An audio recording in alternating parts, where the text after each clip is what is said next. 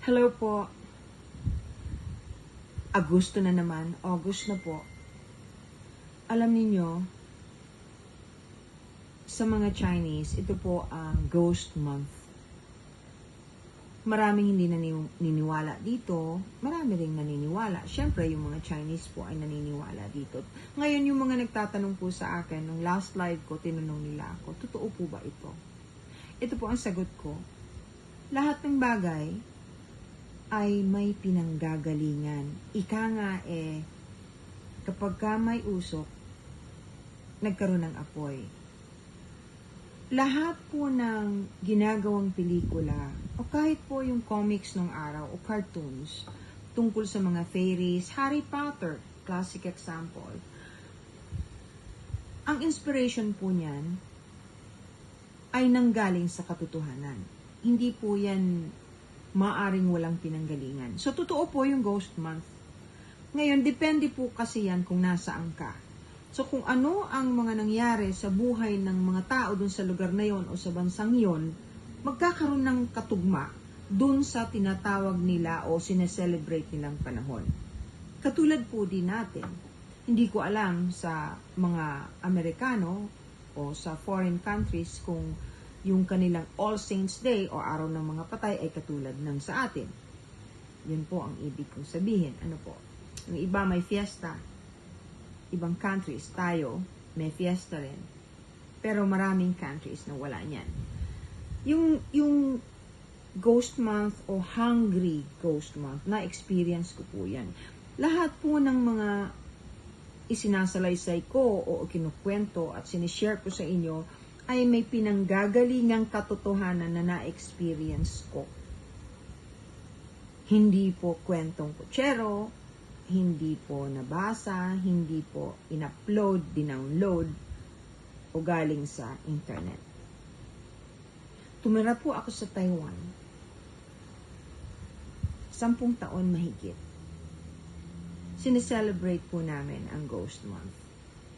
There was a time na nadiskubre po ng husband ko din na ako ay kakaiba. Ikukwento ko po sa inyo na bago ko po tinirahan yung pinatayong bahay ng aking husband, ng mister ko po na si Meng Fei, ay napanaginipan ko na bago pa ako nakapunta ng Taiwan at bago ko siya nakita ulit. May backstory ano po. Yung pong best friend ko, si Jennifer Uraa, na taga Ginubatan, isinama ko doon.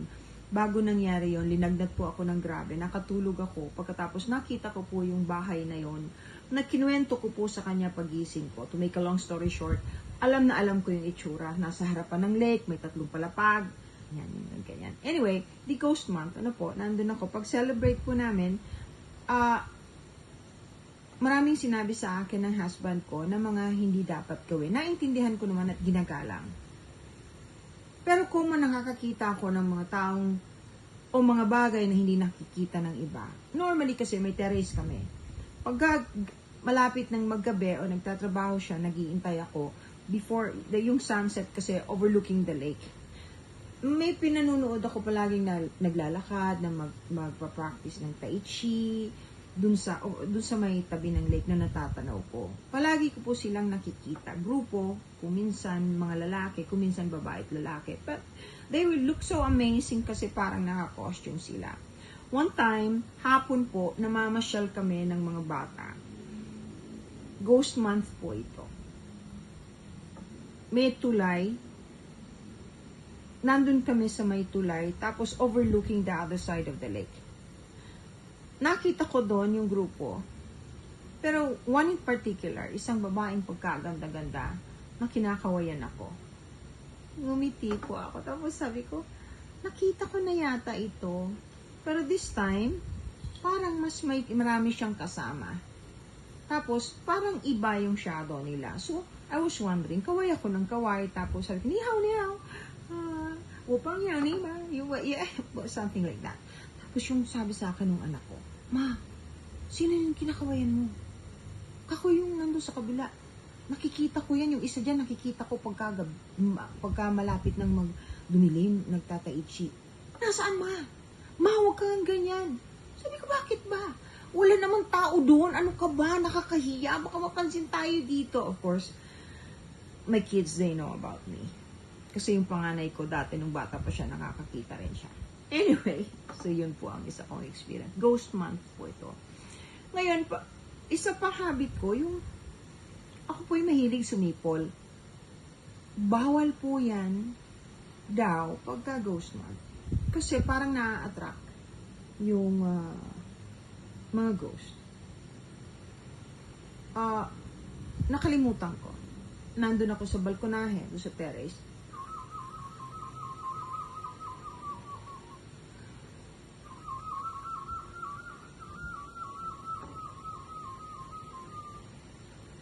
Magaling po ako sumipol. Tinuruan ako ng lolo ko, tsaka ng lola ko. Kasi taga-probinsya nga ako. Ngayon, ang daming nagdatingan. Naku, kako, nakalimutan ko. Ghost month nga pala. Palapit sila ng palapit. Palapit sila ng palapit. Pumikit po ako. Tsaka nanghingi ako ng tulong. At nagdasal at nag-apologize. I was so sorry that I have forgotten. Kasi it's true that they were so used to the story o dun sa tradisyon ng mga Chinese na na pinagbawal yon dahil na-attract nga sila. So, totoo po. Nakita ko po yun eh. Na-experience ko talaga eh. Buti nga, hindi ako pinausap. Ito, ghost month na naman. Siyempre, hindi na ako sumisipol. Hindi na ako kumakaway. Pero, nag-fishing ako.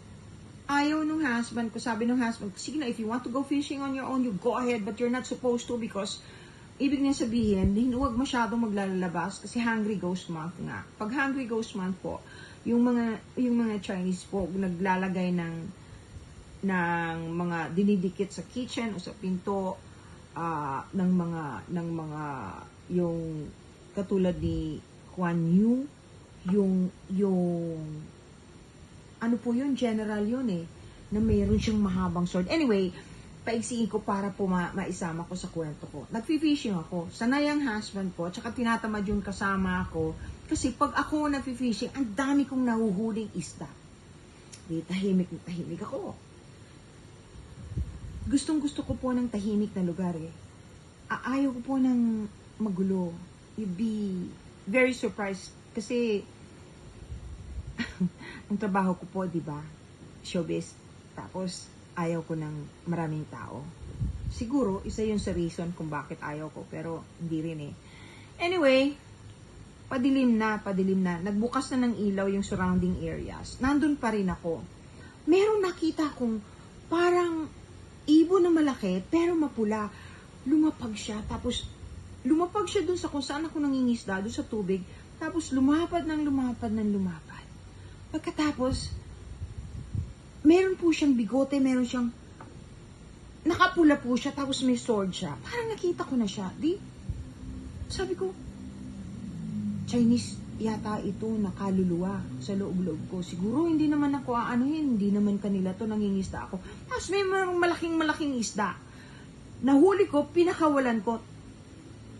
Yung general na yon, ngumiti siya sa akin.